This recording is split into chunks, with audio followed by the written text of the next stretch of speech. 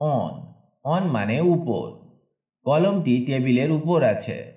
The pen is on the table. The pen is on the table. At, at মানে এ বা তে।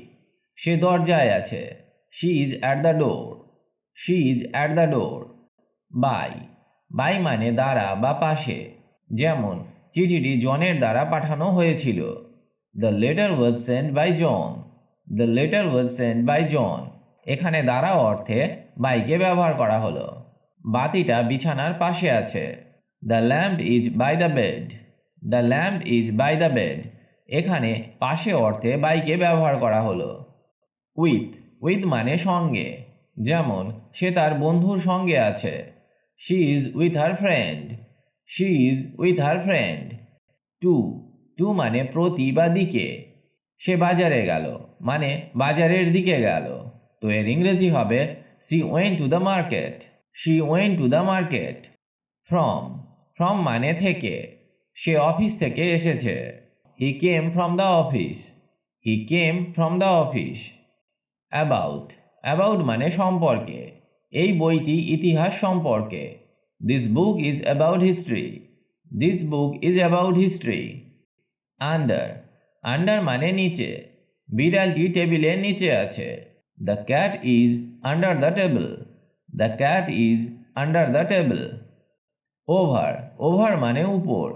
পাখিটি বাড়ির উপর উড়ে গেল। The bird flew over the house. The bird flew over the house. Between, between মানে মধ্যে। শিশুটি তার বাবা মার মধ্যে বসে আছে। The child is sitting between her parents. The child is sitting between her parents. Among, among মানে মধ্যে। সে ভিড়ের মধ্যে দাঁড়িয়েছিল। She was standing among the crowd. She was standing among the crowd. Through, through মানে মাধ্যমে। টানেলটি পর্বতের মাধ্যমে যায় বা টানেলটি পর্বতের মধ্য দিয়ে যায়। তো এর ইংরেজি হবে the tunnel goes through the mountain. The tunnel goes through the mountain. Across, across মানে আড়াআড়িভাবে। যেমন সেতুটি নদীর ওপর আড়াআড়িভাবে রয়েছে। The bridge is across the river. The bridge is across the river. Near, near মানে কাছাকাছি। স্কুলটি পার্কের কাছাকাছি আছে। The school is near the park. The school is near the park.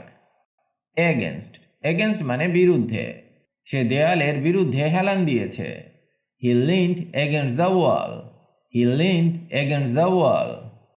In, in মানে ভিতরে বা মধ্যে। যেমন বইটি ব্যাগের মধ্যে আছে বা বইটি ব্যাগের ভিতরে আছে। তাহলে এর ইংরেজি হবে the book is in the bag. The book is in the bag. আজকে আমরা শিখলাম প্রিপোজিশনের ব্যবহার। এগুলি ইংরেজি বলতে এবং শিখতে অনেক সাহায্য করবে। এদের ব্যবহার অবশ্যই শেখা উচিত। এগুলি জানলে ফ্লুয়েন্টলি ইংলিশ বলতে পারবে।